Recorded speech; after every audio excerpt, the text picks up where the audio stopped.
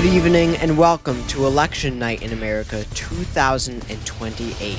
In an election that is very reminiscent of 2016, the comedian television host Jon Stewart was able to clinch the Democratic nomination for president and will face off against J.D. Vance tonight.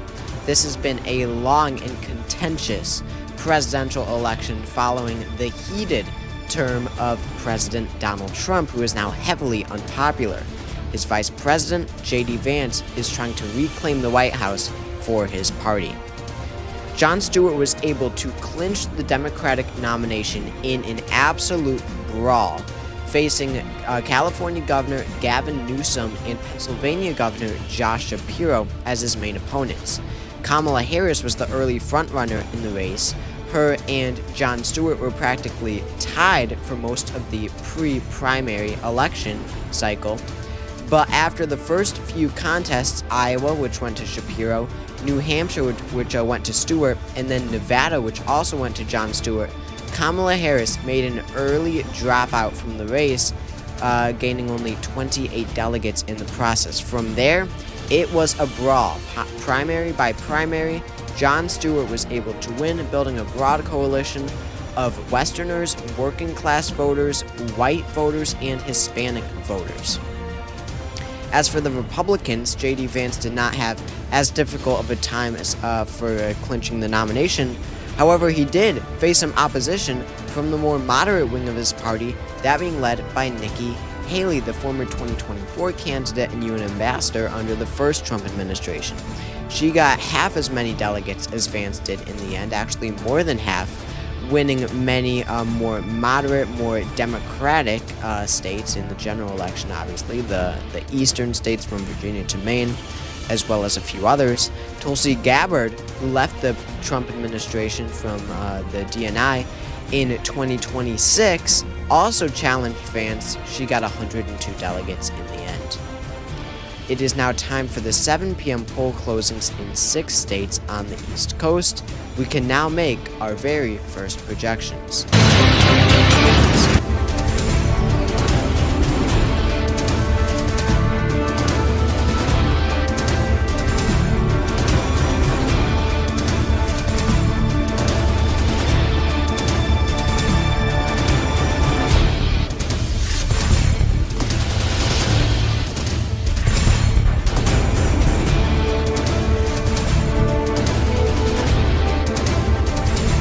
And after the 7 p.m. poll closings, we only have 3 projections in 3 states. J.D. Vance, the vice president, comes out to an early lead, 17 electoral votes. Jon Stewart at 3. These early results are proving to be a very, very, very close race. In competitive counties, it is just about tied right now. We will see how this changes throughout the night. We do have a key race alert in the state of Georgia. Jon Stewart is at an early lead. These are just the first votes in from the Atlanta metropolitan area. 83% of the vote, a whopping 83%, going to Jon Stewart as of now. Not too unexpected here. No surprise, J.D. Vance at just 16%. Again, only 14% of the vote in from the most democratic parts of the state. It is now time for the 7:30 p.m. poll closings in Ohio, North Carolina, and West Virginia.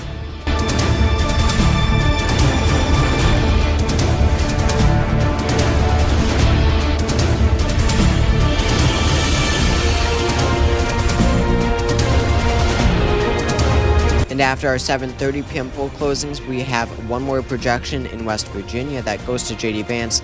It bumps him up to 21 electoral votes. Jon Stewart stuck at 3. This is a tight race still, with 5 states too close to call.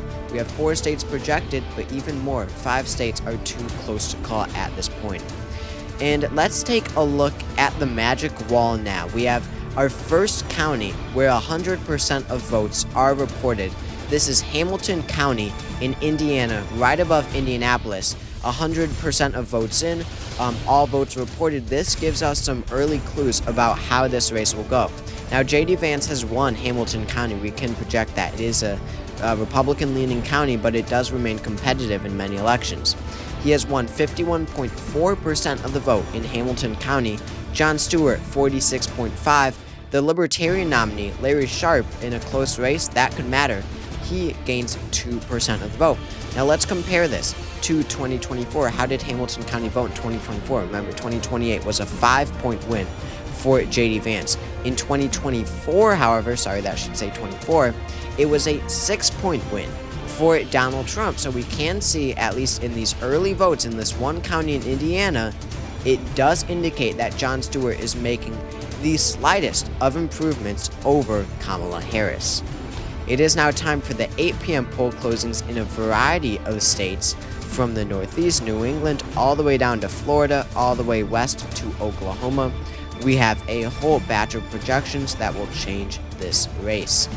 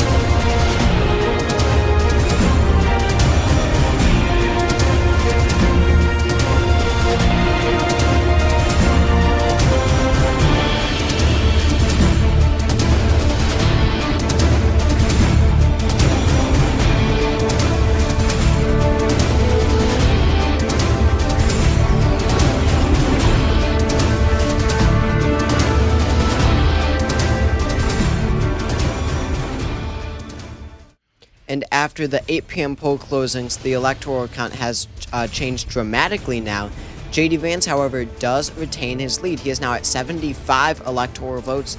Jon Stewart at 61, picking up some northeastern states as well as Illinois as well, plus Maryland, D.C., Delaware.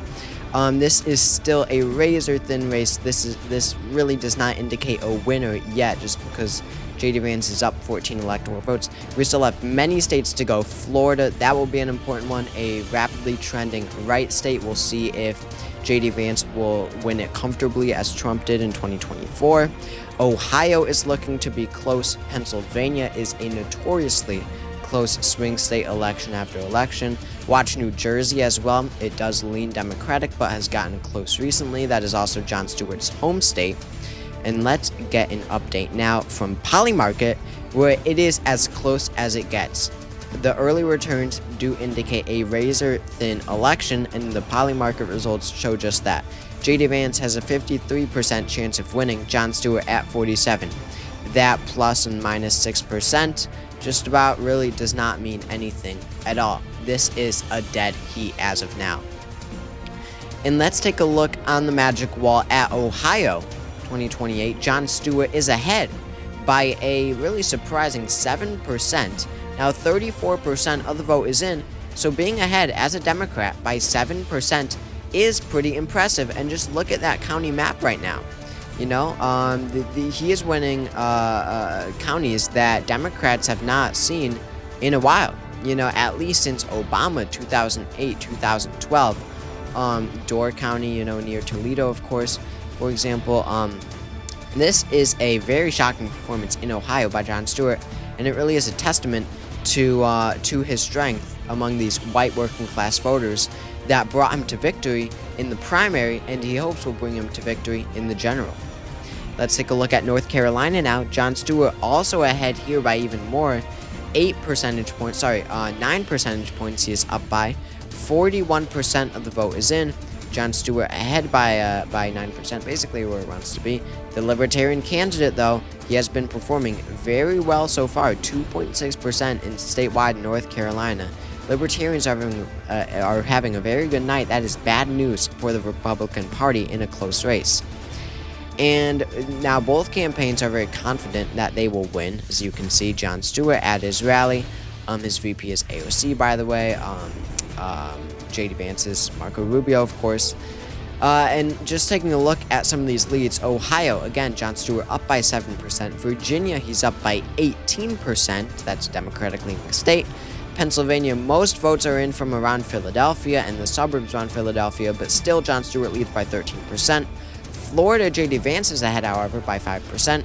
New Hampshire is a dead heat, just about tied. Vance up by 994 votes. It is now time for the 8:30 p.m. poll closings in the state of Arkansas. We do have a projection there.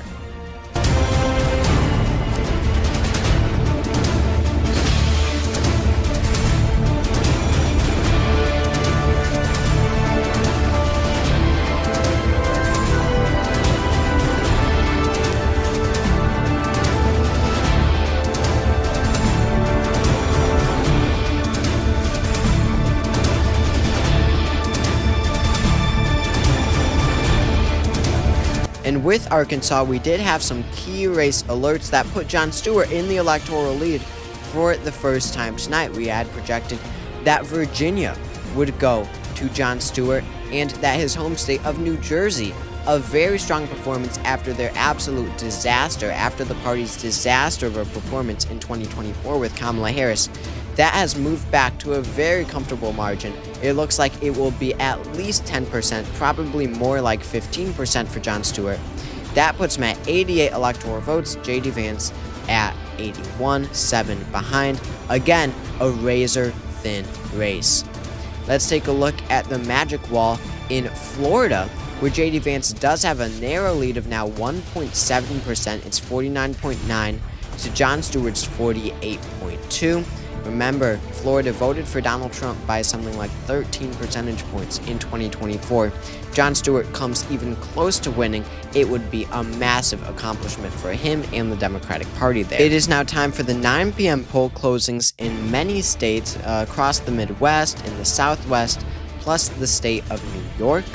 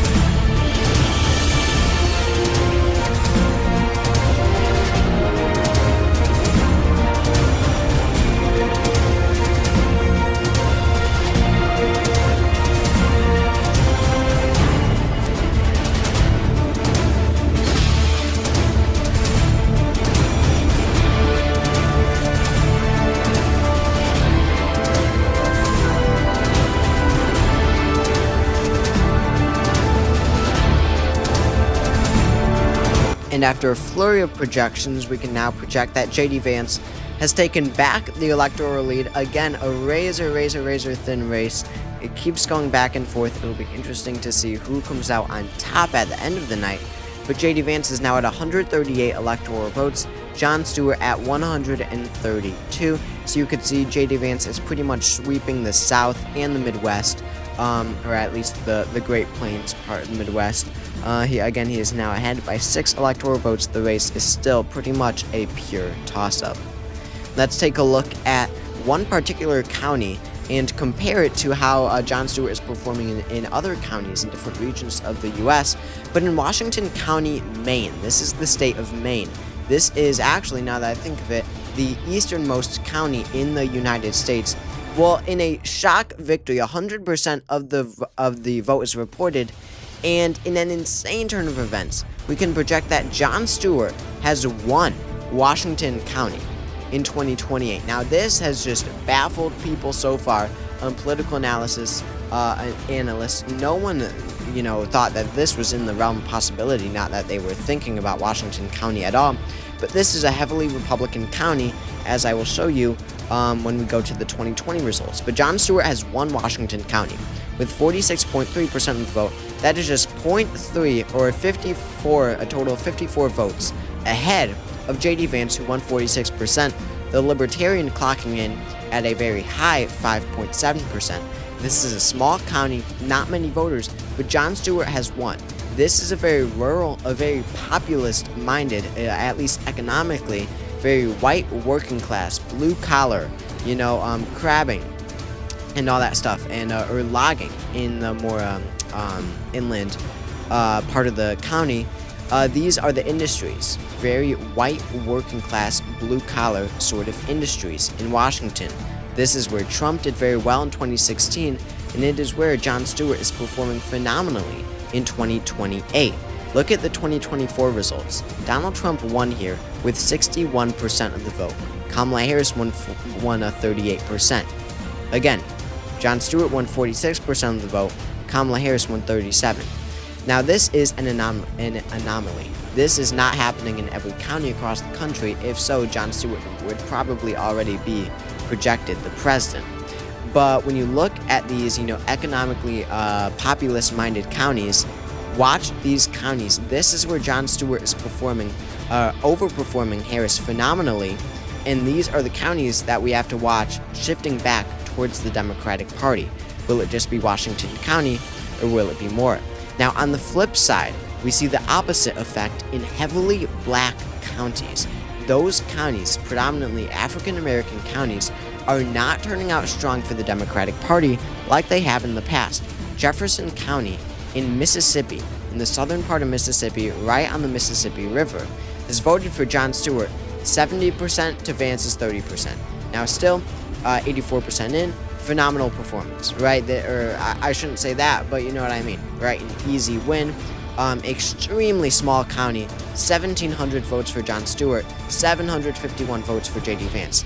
But, 70%, you'd think that that's a lot, but compare that to 2024, where Kamala Harris won 83% of the vote. It was 83 to 16 for Kamala Harris, from 83 to 70.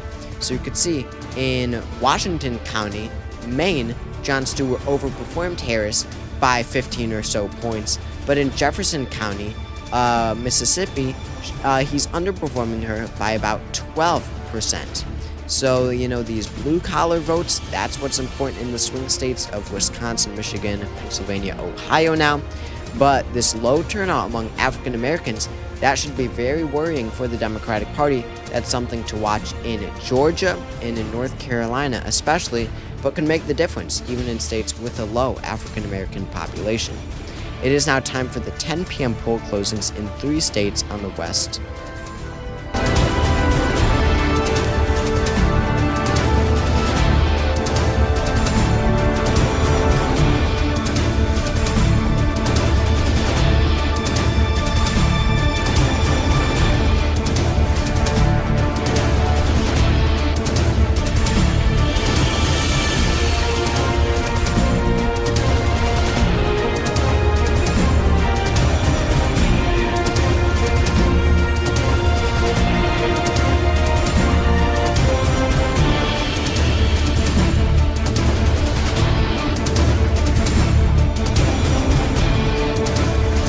And we had another good poll closing for the Stewart camp. However, they still are a little bit behind.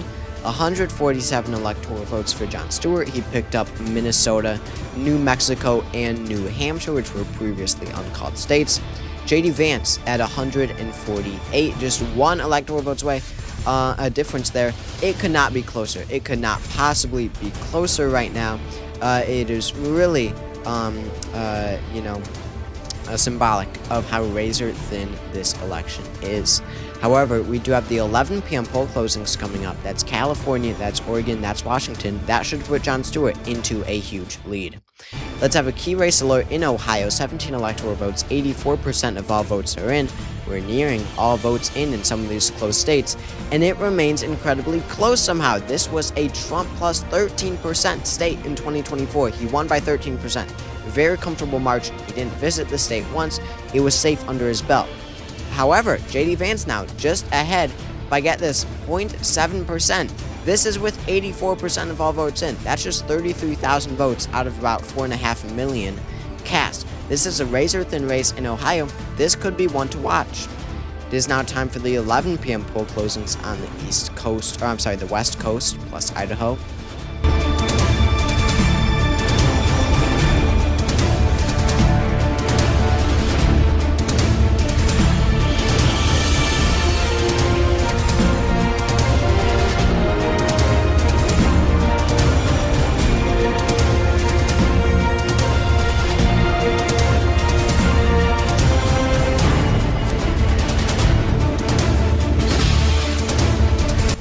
And with those West Coast projections, as we expected, Jon Stewart put into a massive lead, 222 electoral votes. J.D. Vance stuck at 152. Jon Stewart is now just 48 electoral votes away from victory. Now, he is in the lead. He is clearly in the lead. He clearly has a wider path to victory, to winning this election, than does J.D. Vance. However, watch Texas. That's a huge 40 electoral votes. That one is Republican leaning, but not out of the question. Not out of Jon Stewart winning it. That's not out of the realm of possibility. Now let's take a look on the magic wall at Pennsylvania. J.D. Vance is ahead. This is where Republicans want to be in the state. 220,000 votes ahead in Pennsylvania. That is a 4% margin, just about a 4% margin in Pennsylvania, 51 to 47.5. Larry Sharpe, the Libertarian from New York, he is at 1%. Erie County, though, that's always a bellwether to see who wins the presidency. Jon Stewart winning Erie County. In Georgia, J.D. Vance is also in the lead here by 1.8%. As the suburbs around Atlanta shift towards the left, there is low turnout within the center of Atlanta, where the African American population is the highest, is the most concentrated. J.D. Vance is ahead with 93% of all votes reporting. Larry Sharpe at 1.5%. This will be the state to watch going forward. It is now 12 a.m. on the East Coast, and Alaska's polls are now closing.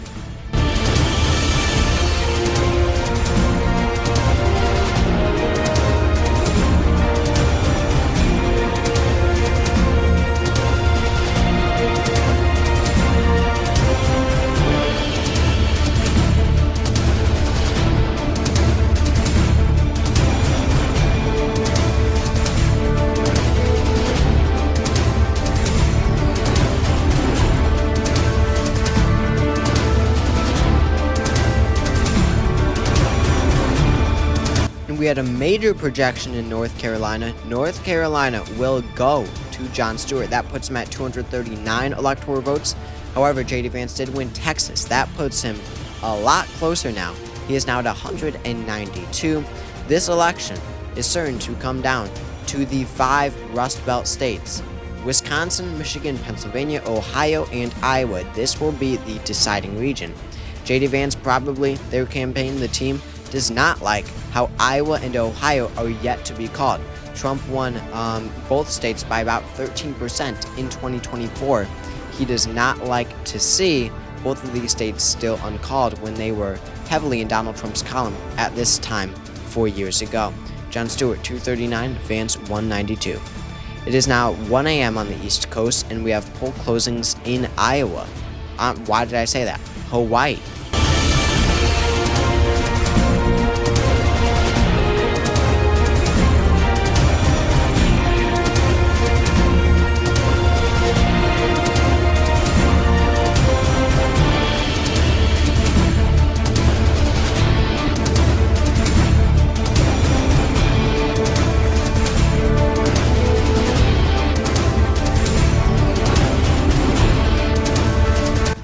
And suddenly, with a flurry of new projections in key battleground states, this election may just be a wrap.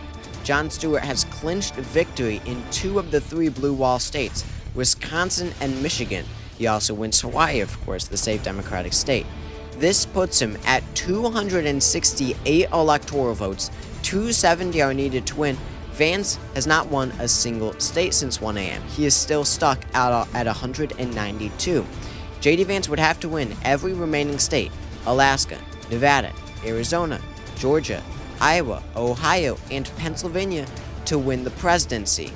that is possible, certainly is not out of the realm of possibility looking at the votes in so far.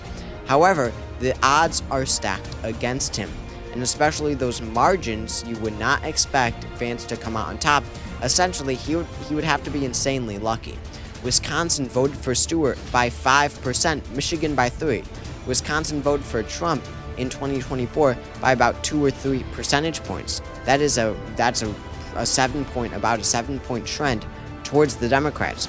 With that type of trend, it would be very unlikely for Jon Stewart to not carry a single one of these remaining states. Now, Vance has spoken. Jon Stewart has not yet. He is expressing confidence. When you look at the size of leads in uncalled states, Jon Stewart leads in just one of them, just one, Ohio, which is the most unlikely of them all, but that is the reality.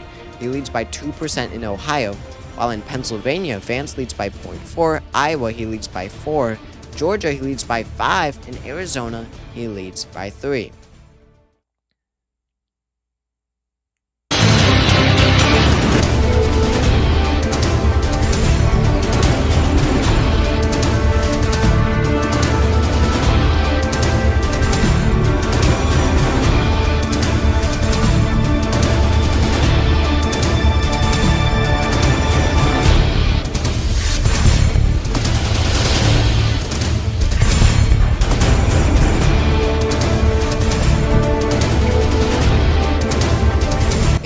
With very good news for the J.D. Vance campaign, he has won 3 states: Iowa, Georgia, and Alaska. The big one being Georgia. Iowa, he should have won last night. He should have won that a while ago. Alaska, of course, Republican state, goes to him. But Georgia is the big one. After North Carolina, it looked unlikely, just based off the facts that Vance would take Georgia. However, Jon Stewart was able to do something in North Carolina that he wasn't able to do in Georgia. Georgia, with a higher African American population than North Carolina or Virginia, that has sunk him down. Stewart at 268, Vance is now at 217. The 4 remaining states will decide this election, and it now looks a lot more likely that Vance could actually win. There is now hope within the Vance campaign that he can win this election.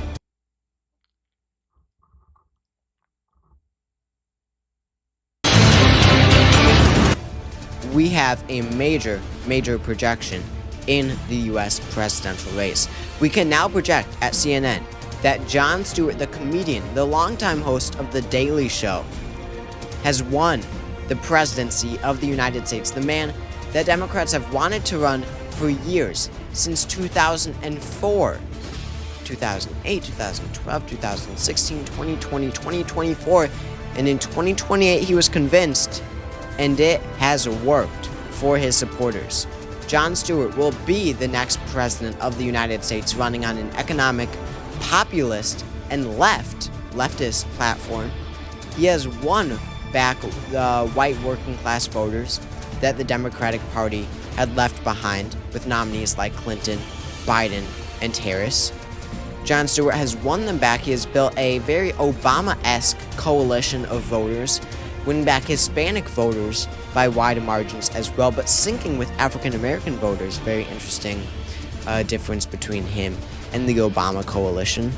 He has also turned out the higher educated white voters as well, especially in the suburbs, key in Pennsylvania especially, as well as Virginia, New York, Connecticut. We see the results, etc.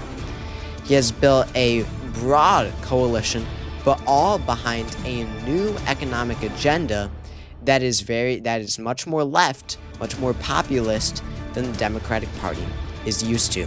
Jon Stewart is elected the 48th President of the United States. He has done this by sweeping the remaining uncalled states. In Pennsylvania, he will carry their 19 electoral votes. He will win by 2.2%, a pretty narrow margin, but still a flip from 2024. In Arizona, he will win a very narrow victory and carry their 11 electoral votes. He wins 49.7% of the vote. J.D. Vance wins 48.6%. That's a 1.1% victory in Arizona. 36,000 votes. In Nevada, Jon Stewart will also win here 6 electoral votes there in Nevada. Sorry, it's spelled wrong. Nevada or Nevada. Jon Stewart will win in Nevada. He will also win in an absolute insane projection to anyone in the political universe.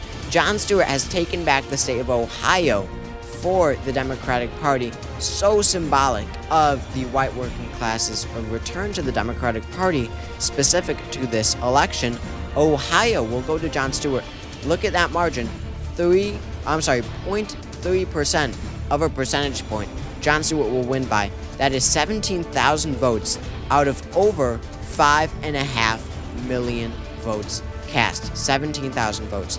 Final tally, 49.4 for Jon Stewart, 49.1 for J.D. Vance, 1.2% for Larry Sharpe. Look at that. Compare that to 2024, where Donald Trump won by 12% in Ohio. It was 55.1 to 43.4. Democrats skyrocketed from 43% in Ohio in 2024 all the way to 49%. And this is the final electoral map. Jon Stewart will win 321 electoral votes. J.D. Vance, the vice president, the Republicans will be ushered out of office. 217 for him. Jon Stewart will win every swing state besides Iowa and Georgia. He will win Nevada, Arizona, Wisconsin, Michigan, Pennsylvania, Ohio, and North Carolina. This is the largest electoral margin of any elected president since 2012. That is 16 years ago, with the re-election of Obama. And these are all the county flips. Just look at that. In every U.S. county, Jon Stewart flipped 134 counties from 2024 for the Democrats. J.D. Vance, just 2. One, Russell County in Alabama, and one other in South Carolina. An incredible performance by Jon Stewart. He's winning rural counties that Democrats thought were out of reach. For years now, he is unpolarizing the electoral map. This is the final tally for the popular vote. 52.4% for Jon Stewart, 46.2% for J.D. Vance. In the final tally, Jon Stewart will win the popular vote by 6.6%, also the largest margin since Obama. Vance has conceded. Jon Stewart officially elected president. Now, of course, his comedic roots coming through on Twitter. He can't help himself, I guess. J.D. Vance said one day ago, after he was the projected winner in Iowa, Georgia, and Alaska, when it looked like he was making a comeback, he said new estimates, I don't know where he came up with this, but he said new estimates show that we are on track to carry the rest of uncalled states, putting us over 270. Jon Stewart says, update. So thank you all for watching this video. I hope you all enjoyed. Make sure to subscribe down below. That helps out a lot. This was a real fun one to make. I really want Jon Stewart to run in 2028. So hopefully, whatever. So I enjoyed making this for sure. Again, thank you all for watching this video, and I will see you all next time.